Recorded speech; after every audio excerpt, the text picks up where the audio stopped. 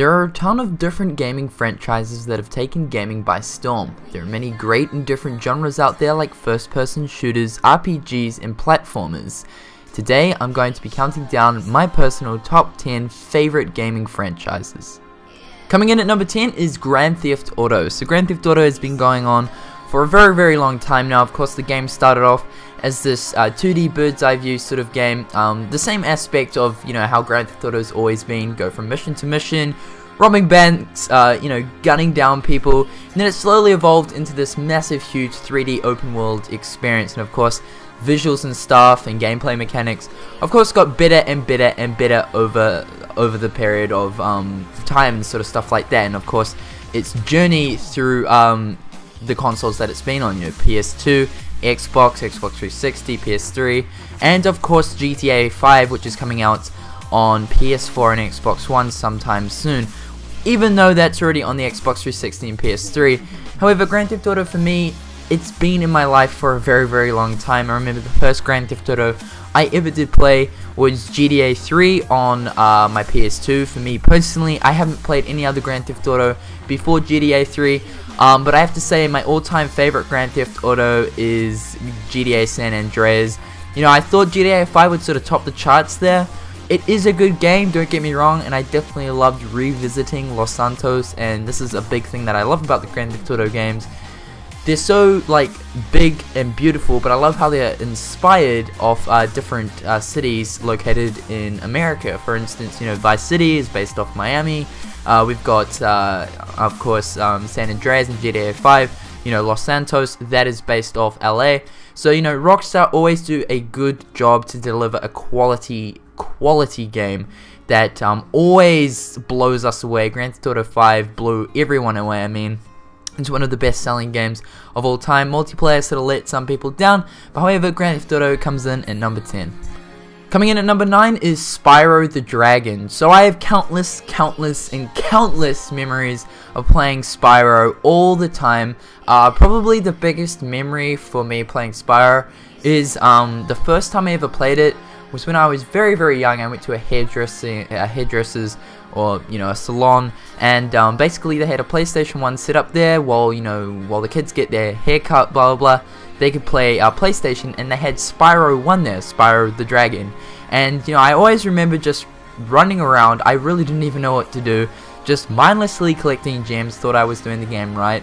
But those sort of memories are just so memorable, and these memories of games like that brings the biggest nostalgia. I mean, especially when I replay back through the games. I played through the Spyro games quite recently, and the nostalgia feel is absolutely amazing. Spyro the Dragon is probably one of the best platformer games out there, and although Crash Bandicoot is also up there too, probably would have been number 11 on this list, Spyro the Dragon for me, I felt was a better game. I loved all the different worlds that you visit. Each world that you visited gave a sort of fresh new experience, sort of as far as ambience and as far as scenery goes. You're not constantly playing through this sort of same terrain sort of thing.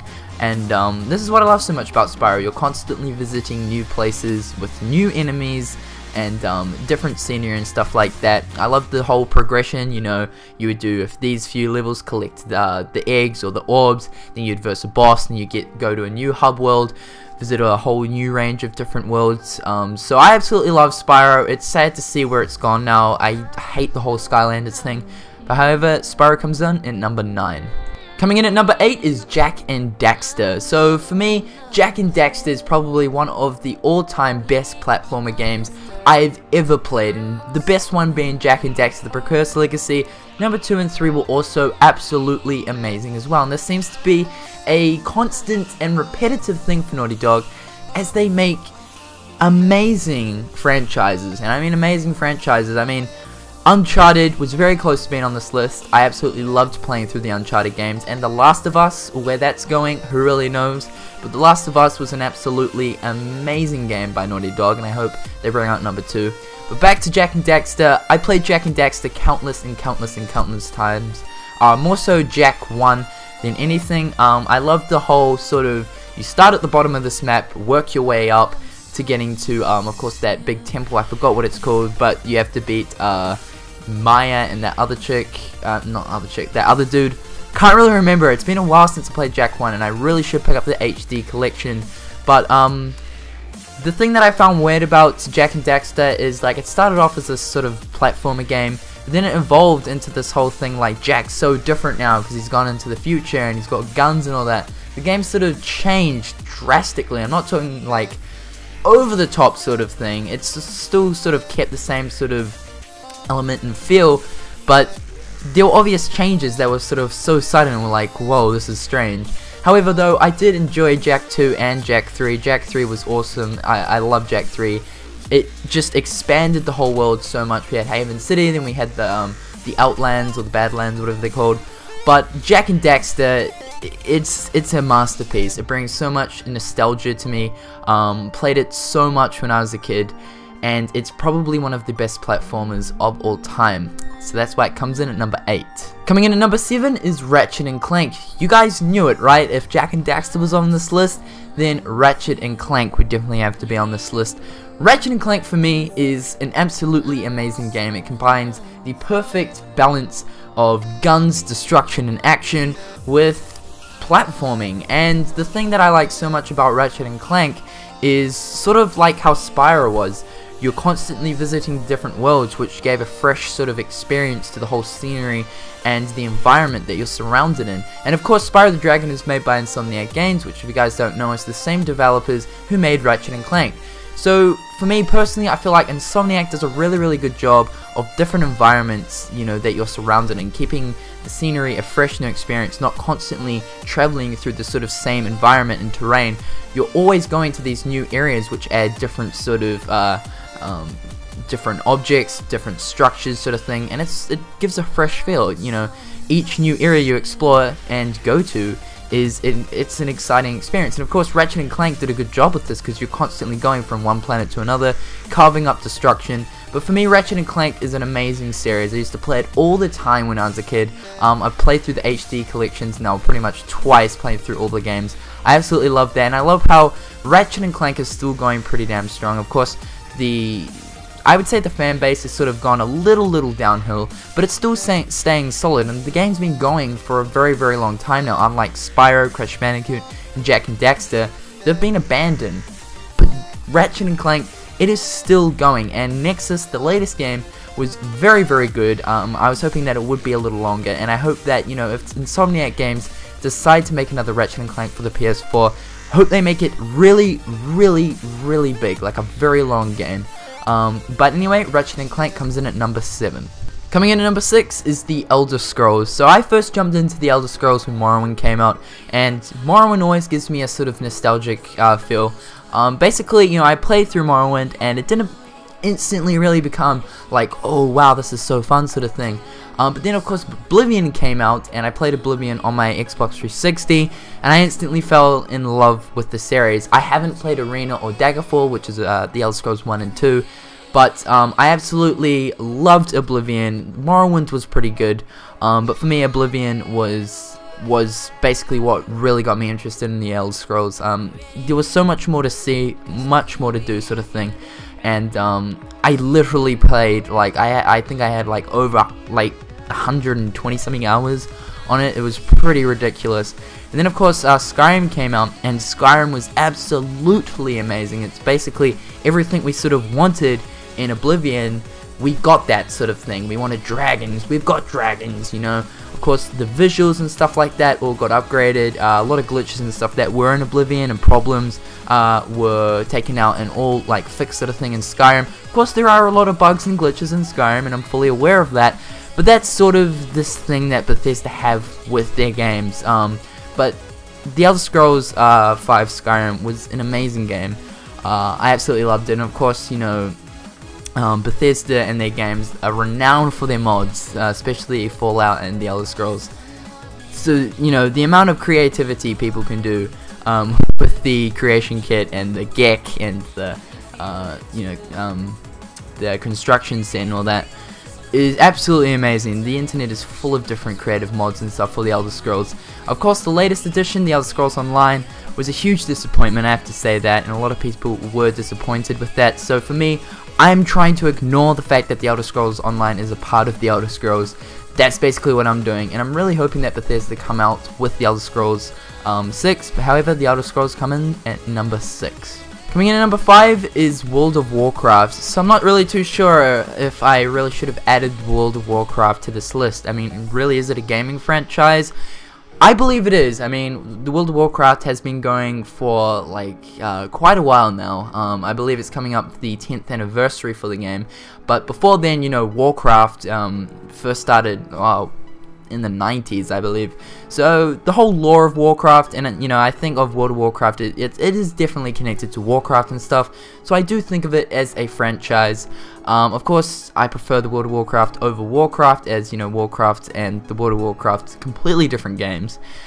Same lore and all that, and you know, all these different expansion packs that have come out for the World of Warcraft, I suppose you can count it as a franchise. So, however, you know, the World of Warcraft for me is the absolute best online game that I have ever played, and I can confidently say that.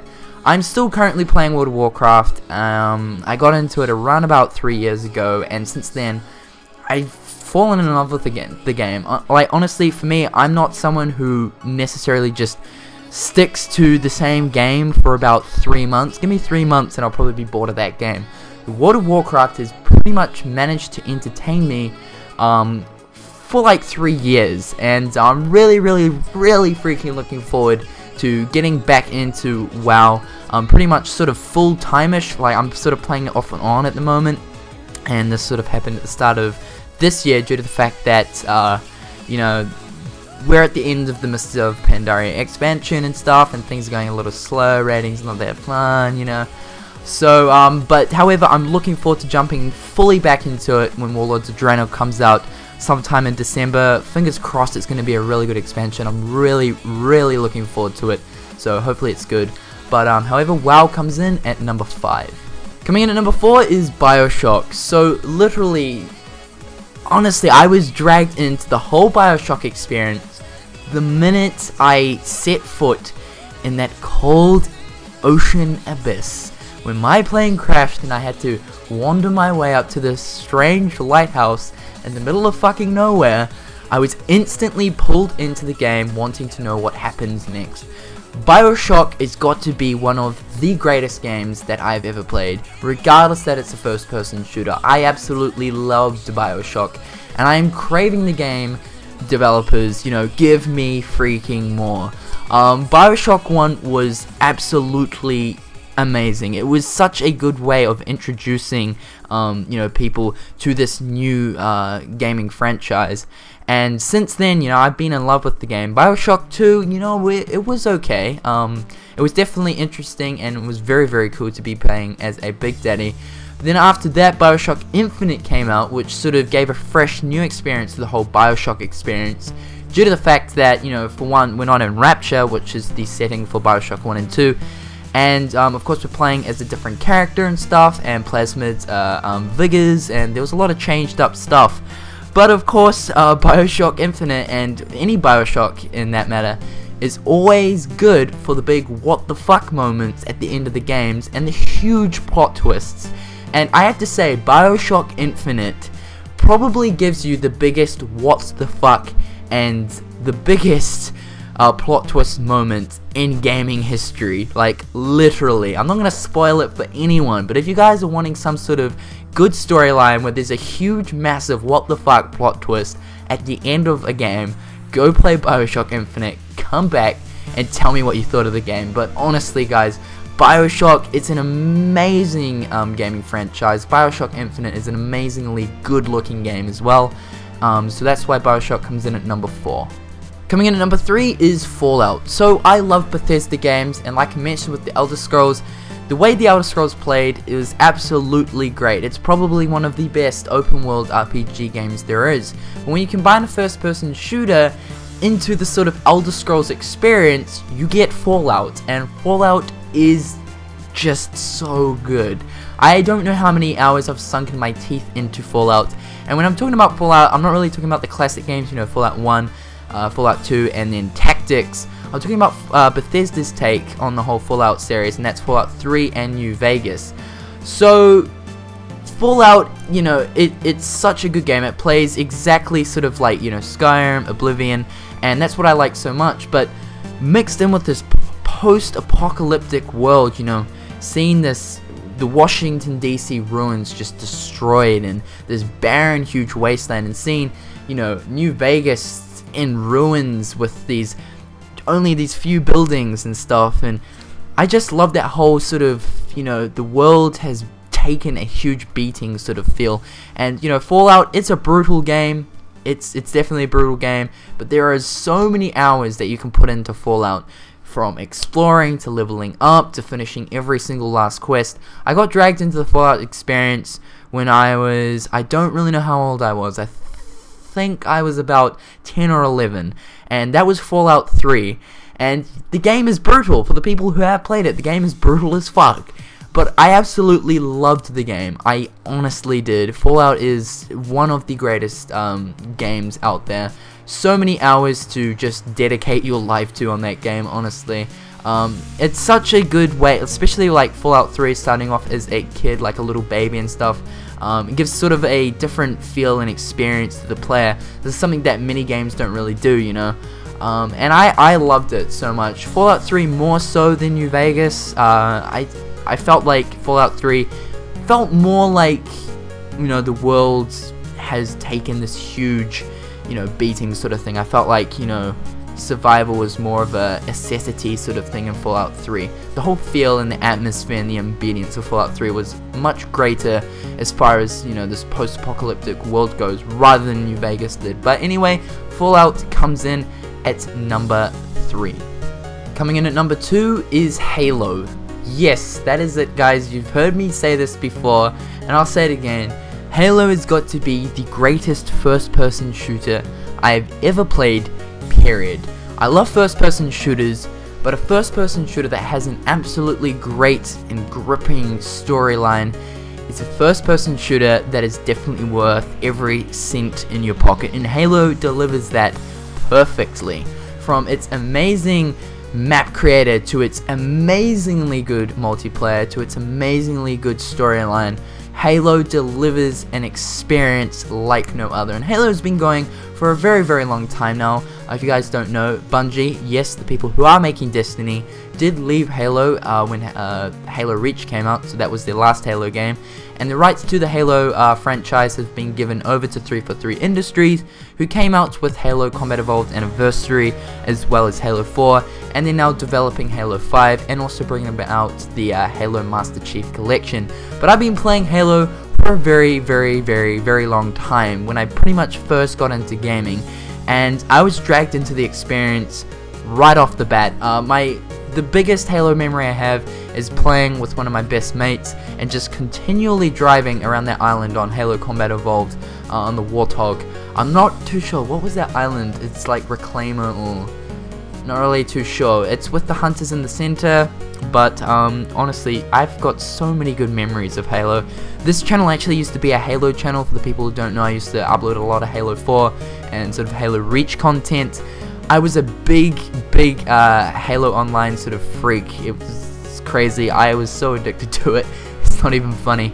Especially when Halo Reach and 4 came out, I absolutely loved just jumping on there with a bunch of mates, doing something like CTF, working as a team. And Halo it's a cooperative team game if you're online. You know, someone stay defending flag, you know, offenders, defenders sort of thing. You go hit to mid for, you know, rocket launcher, you know, take like left flank sort of thing for like energy sword. It's a very tactical game, and I feel like MLG fits perfectly in Halo, more so than Call of Duty. But I don't want to fanboy here. I mean, I know that starts a lot of shit, but anyway, Halo comes in at number 2. And coming in at number 1, for all of my subscribers and for the people who know me, you guys will know what this is, and that is Kingdom freaking Hearts. I absolutely love Kingdom Hearts so much. I share a passion, and Kingdom Hearts was the very, very, very first video game I ever played. And yes, although the first experience with me is crying because I couldn't get past the dark side Heartless, I still love the game for some reason. It's weird, even though I couldn't get past the very first boss, who turns out to be extremely freaking easy, I could never do it. But Kingdom Hearts holds a very valuable place in my heart.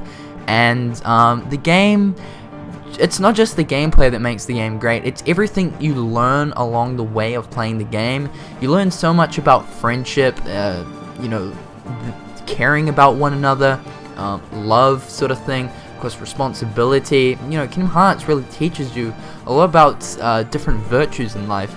And on top of that, I mean, the storyline is still going, and the game has been going now for a very, very long time. Of course, we've been waiting nearly 10 years for Kingdom Hearts 3, and the anticipation and the hype for Kingdom Hearts 3 is just intensifying every single day. Every new little snippet of information we get just feeds these hungry fans. And so many people are looking forward to Kingdom Hearts 3. Me, as a huge fan of the game, I literally can't wait. But I've loved every single Kingdom Hearts game so far. Chain of Memories, you know. But it's definitely, that game was very valuable to the whole storyline of the game. As far as gameplay goes, it was a little bit different to the others. But however, Kingdom Hearts comes in at my all-time favorite gaming franchise, period. But anyway, guys, that is it. That is my top 10 favorite gaming franchises. Tell me what your guys are in the comment section below, and like always, just share the love by liking this video. Also follow me on Twitter for more news and information. Until next time, guys, I will catch you later. Peace.